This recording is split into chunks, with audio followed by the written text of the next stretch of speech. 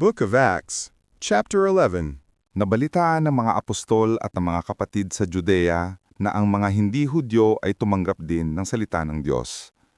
Kaya pagbalik ni Pedro sa Jerusalem, sinalungat siya ng mga kapatid na Hudyo na naniniwalang ang mga hindi Hudyo ay kinakailangang magpatuli muna bago maging kaanib nila.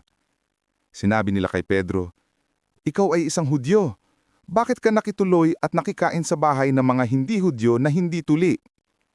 Kaya ipinaliwanag ni Pedro sa kanila ang buong pangyayari mula sa simula. Sinabi niya, "Habang nananalangin ako sa lungsod ng Joppa, may ipinakita sa akin ng Diyos. Nakita ko ang parang malapad na kumot na bumababa mula sa langit. May tali ito sa 4 na sulok at ibiniba sa tabi ko.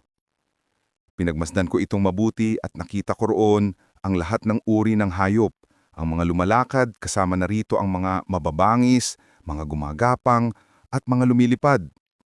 At narinig ko ang boses na nagsasabi sa akin, 'Pedro, tumayo ka, magkatay ka at kumain.'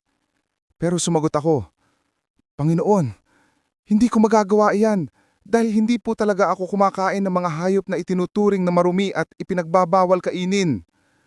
Pagkatapos, muling nagsalita ang tinig mula sa langit, 'Huwag mong ituring na marumi ang kahit na anong bagay na nilinis na ng Diyos.'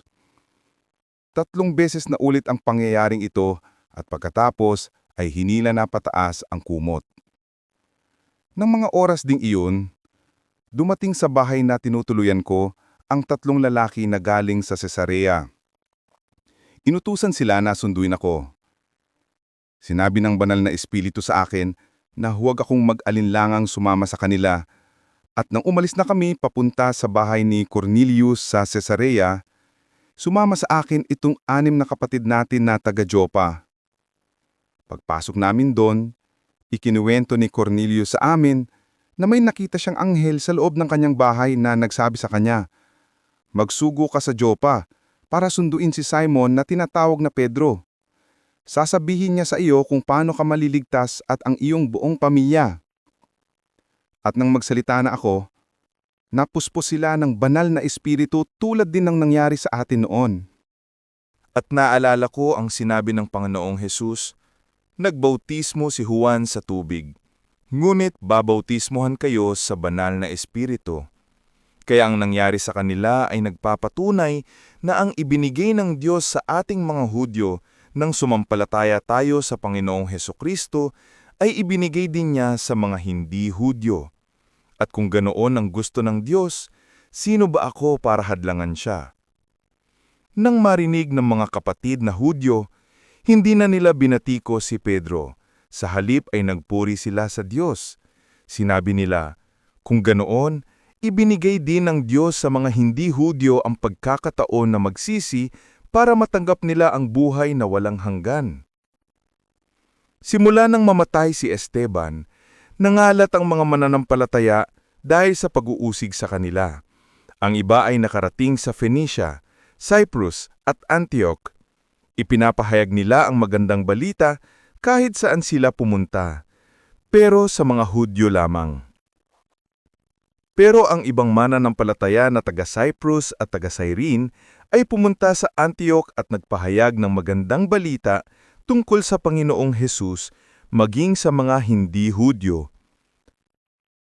Ang kapangyarihan ng Panginoon ay nasa kanila at marami ang simampalataya at nagbalik loob sa Panginoon. Ang pangyayaring ito ay nabalitaan ng iglesia sa Jerusalem, kaya pinapunta nila si Bernabe sa Antioch. Pagdating niya roon, natuwa siya dahil nakita niya ang mga kabutihang ginawa ng Diyos sa mga tao roon. At pinayuhan niya sila na maging tapat at matatag sa kanilang pananampalataya sa Panginoon. Mabuting tao si Bernabe. Pinapatnubayan siya ng banal na espiritu at matibay ang kanyang pananampalataya sa Diyos. Kaya marami sa Antioch ang sumampalataya sa Panginoon. Pagkatapos, pumunta si Bernabe sa Tarsus para hanapin si Saulo. Nang makita niya si Saulo, isinama niya ito pabalik sa Antioch. At 1 taon silang nakasama ng iglesia roon at maraming tao ang kanilang tinuruan. Sa Antioch, unang tinawag ng mga Kristiyano ang mga tagasunod ni Jesus. Nang panahong iyon, may mga propeta sa Jerusalem na pumunta sa Antioch. Ang pangalan ng isa sa kanila ay si Agubus. Tumayo siya at nagpahayag sa pamamagitan ng banal na espiritu na may dadating na matinding taggutom sa buong mundo. Nangyari ito sa panahon ni Claudius na emperador ng Roma. Kaya nagpasya ang mga tagasunod ni Jesus sa Antioch na ang bawat isa sa kanila ay magpapadala ng tulong sa mga kapatid sa Judea ayon sa kanilang makakaya. Ipinadala nila ito sa pamamagitan ni Bernabe at Saulo para ibigay sa mga namumuno ng iglesia sa Jerusalem.